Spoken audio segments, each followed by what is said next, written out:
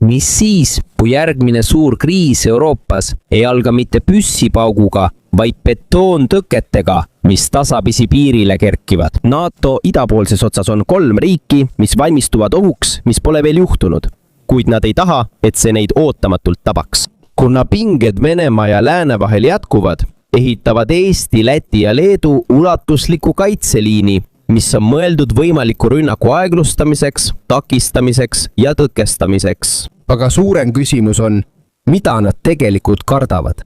Enne kui alustame, palun laikige ja tellige seda videot, see on meile sisuloojatele väga oluline. Aitäh ja nüüd alustame. Euroopa kirdeosas on 3 riiki praegu küll vaiksed, kuid valmistuvad pidevalt. NATO väikesed riigid, Eesti, Läti ja Leedu. Kuna sõda Ukrainas jätkub ja pinged Venemaa ning lääne vahel püsivad kõrgel, muudavad need riigid oma piire, et saada osaks laiemast kaitsesüsteemist.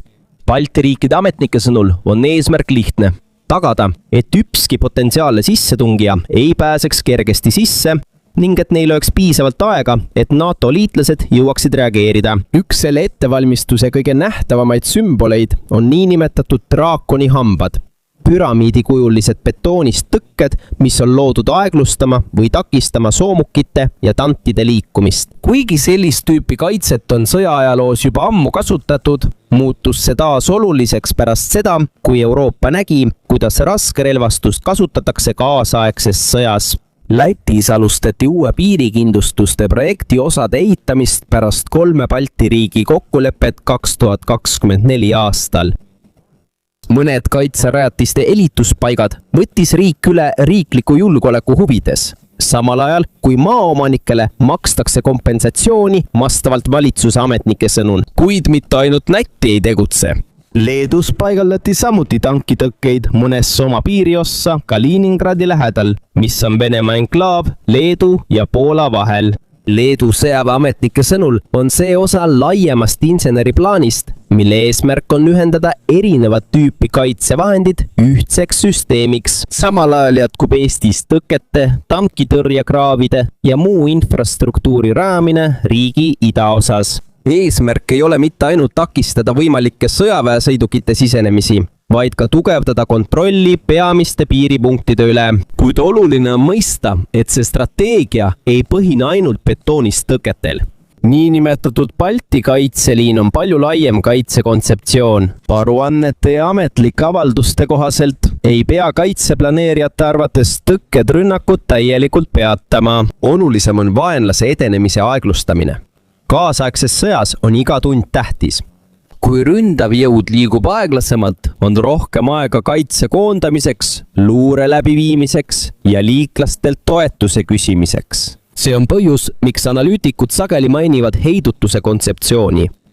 Heidutus ei tähenda tingimata, et sõda kindlasti puhkeb. Tegelikult on eesmärk vastupidine. Sõnum on muuta iga agressiivse sammu hind ja risk nii kõrgeks, et keegi ei julgeks seda proovida. On veel üks põhjus, miks Balti riigid võtavad seda küsimust väga tõsiselt. Eesti, Läti ja Leedu on NATO kõige väiksemate liikmete seas nii rahvaarvu kui ka territooriumi poolest. Seetõttu sõltub nende julgeolek suuresti alliansi kollektiivsest kaitsest. Kui ühele liikmele ähvardab oht, näeb NATO põhimõte ette, et teised liikmed peavad appi tulema. Aga selle süsteemi tõhusaks toimimiseks peab esimesena rünnaku alla sattunud riik suutma oma kaitset hoida. Siin tulebki mängu uute kindlustuste tähtsus. Koos nende kaitserajatiste ehitamisega tugevdab NATO ka oma kohalolekut piirkonnas. Rotatsioon jätkub pidevalt. Erinevatest liikmesriikidest pärit sõdurite lähetamine jätkub, samal ajal parandab allianss ka oma võimet vajadusel kiiresti täiendavaid jõude saata. Viimastel aastatel on Balti riikide kaitsekulutused samuti kasvanud. Rohkem vahendeid on eraldatud õhutõrjele, seiresüsteemidele, luuretegevusele ja nende relvajõudude moderniseerimisele. Balti riikide uued kaitsemeetmed ei seisne ainult vaenlase füüsilises tõkestamises. See hõlmab ka maapealsete andurite, seiresüsteemide, vaatetornide ja luuredroonide kasutamist, mis edastavad reaalajas teavet sõjaväe juhtimiskeskustele. Kaasaegsel lahinguväljal on riigil, kes esimesena märkab vaenlase liikumist, tavaliselt suur eelis. see on põhjus, miks Balti kaitseliini ei tohiks vaadelda lihtsalt betoonist tõkete jadana. See on integreeritud kaitsevõrk, mis ühendab insenertehnika, luure ja kiire sõjalise reageerimise. Ja on selge, et see ei ole ajutine projekt. NATO on juba ammu uurinud Balti regiooni nõrkusi. Eesti, Läti ja Leedul on piiratud strateegiline sügavus võrreldes Euroopa suuremate riikidega. Lihtsalt öeldes on taganemisruumi vähe, kui peaks tekkima ulatuslik kriis. Seetõttu keskendub nende kaitsestrateegia heidutusele, aeglustamisele ja kiirele koordineerimisele liitlastega. On veel üks oluline põhjus, miks tankitõtted nagu draakonihambad on taas populaarseks muutunud. Aastaid on olnud analüütikuid, kes uskusid, et selline kaitse on aegunud tänu täppisrakettide, droonide ja kaasaegse õhuvõimu arengule. Kuid Ukraina sõda on näidanud, et tankid, soomukid ja suured mehhaniseeritud rünnakud on endiselt olulised maismaaoperatsioonide osad.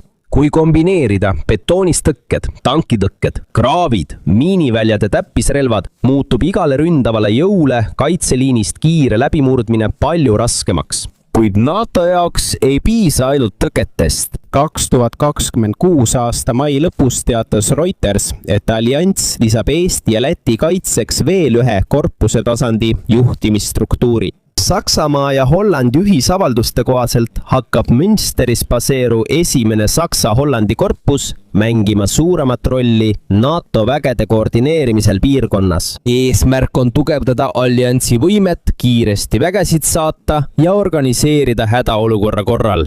Ühe Reutersiga rääkinud ametniku sõnul on selle eesmärk tuua NATO idatiivale kiiresti suuri jõude. Oluline on mõista, et korpuse peakorter ei tähenda lihtsalt lisasõdureid. Selle tegelik väärtus seisneb võimes planeerida, koordineerida ja juhtida suuri sõjaväeüksusi, mis koosnevad erinevate NATO liikmesriikide vägedest. Kriisi ajal ei piisa ainult sellest, et sõdureid on palju. Oluline on ka see, et neid saab kiiresti mobiliseerida ja õigel ajal õigesse kohta saata. See on põhjus, miks paljud kaitseanalüütikud näevad seda uut sammu osana laiemast muutusest Euroopa kaitses pärast Venemaa sissetungi Ukrainasse 2022 aastal. Kui NATO valmistub üha tõsisemalt, muutub ka süüdistuste vahetus Venemaa ja Balti riikide vahel üha teravamaks. 2026 aasta mais andsid mõned Venemaa ametnikud välja avaldusi, et Ukraina kasutab väidetavalt Läti territooriumi droonirünnakute läbiviimiseks Venemaa vastu. Läti lükkas need süüdistused kategooriliselt tagasi ja nimetas neid alusetuteks. ÜROs ütlesid ka Läti esindajad, et sellised süüdistused on lihtsalt valeinformatsioon. Selles punktis on oluline eristada retoorikat tegelikkusest. Mõlemalt poolt tuleb palju teravaid avaldusi, kuid veelgi olulisem on jälgida konkreetseid samme, mida koha peal astutakse. Ja see, mida praegu Balti regioonis näha on selge. Rohkem kindlustusi, rohkem jälgimissüsteeme, rohkem sõjalisi õppusi. Tihedam koostöö NATO sees. See ei tähenda, et sõda on kohe tulemas. Kuid see näitab, kui palju on Euroopa julgeolekumaastik viimastel aastatel muutunud. Lätis on need drooniintsidendid muutunud suureks poliitiliseks küsimuseks. Pärast järjestikuseid droonide sissetunge ja üht intsidenti, mis mõjutas naftahoidlat mais, oli peaminister Evika Tselinja sunnitud tagasi astuma, samal ajal kui kaitseminister Andres Pruts oli juba varem ametist lahkunud. See küsimus on muutunud sümboliks laiemale arutelule riigi valmisoleku üle uute ohtude vastu. Samal ajal koges Leedu ka üht oma ajaloo suurimat julgeolekuhoiatust pärast NATOga liitumist. 2026. aasta mais andsid võimud välja hädaolukorra hoiatuse pärast seda, kui droon sisenes riigi õhuruumi. Teatete kohaselt evakueeriti mõned kõrged ametnikud ajutiselt turvalisemasse asukohta. Samal ajal, kui Vilniuse elanike soovitati ettevaatusabinõuna otsida varjualust. Paljudele Balti regiooni elanikele on need juhtumid meeldetuletuseks, kui lähedal on Ukraina sõja mõju nende enda piiridele. Kuid on veel üks sündmus, millest julgeolekuanalüütikud veelgi rohkem räägivad. 2026. aasta mais allkirjastas Vladimir Putin seaduse, mis annab Venemaa presidendile õiguse kasutada relvajõude, et kaitsta Vene kodanikke, kes seisavad välismaal silmitsi õiguslike meetmete või tagakiusamisega. seaduse ametliku teksti kohaselt sõltub otsus sõjalise jõu kasutamise kohta Venemaa presidendi otsusest. oluline on märkida, et erinevatel osapooltel on selle seaduse kohta erinev tõlgendus. Moskva sõnul on selle eesmärk kaitsta Vene kodanikke nende arvates ebaõiglase tagakiusamise eest teistes riikides. Kuid mõnede Ida-Euroopa analüütikute ja ametnike sõnul tekitab see muret, sest seda võib kasutada õigusliku alusena Venemaa agressiivsemaks tegutsemiseks väljaspool oma riiki. see on ka põhjus, miks mure kasvab eriti riikides, kus on suur venekeelne elanikkond, sealhulgas Eestis ja Lätis. Vaatamata kõigele, mida Balti regioonis kaitseks tehakse, on üks küsimus, mis jätkuvalt vaevab Euroopa strateegia. Kas need ettevalmistused on piisavad, kui pinged NATO ja Venemaa vahel peaksid veegi suurenema?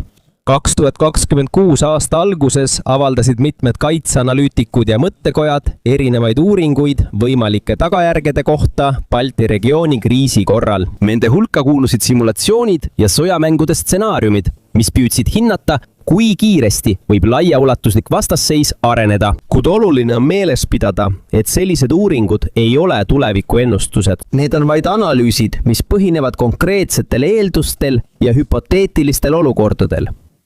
Piirile ei lisandu ainult konkreetsed tõkked, samuti suureneb sõjaliste õppuste arv, laieneb luureandmete jagamine, kiirendatakse paigutusplaane ning liikmesriikide koostöö on tihedam kui kunagi varem pärast külma sõda. NATO seisukohalt on kõige tõhusam viis sõja vältimiseks tagada, et keegi ei arvaks, et seda on lihtne võita. See on ka põhjus, miks alliansi kohalolek Ida-Euroopas jätkuvalt tugevneb. Alates rahvusvahelistest lahingugruppidest kuni uute juhtimisstruktuurideni on selge, et NATO püüab näidata võimet kiiresti reageerida, kui peaks tekkima hädaolukord. Samal ajal on Venemaa jaoks suur osa tema sõjalistest ressurssidest jätkuvalt suunatud Ukrainas toimuvale sõjale. Üle 4 aasta pärast täiemahulise sissetungi algust 2022 aastal mõjutab seda endiselt Moskva majandust, tööjõudu ja strateegilist planeerimist. Kuid madal ei tähenda võimatu. Ja riikliku julgeoleku valdkonnas ei valmistu valitsused parimaks võimalikuks olukorraks. Nad valmistuvad kõige halvemaks võimalikuks stsenaariumiks.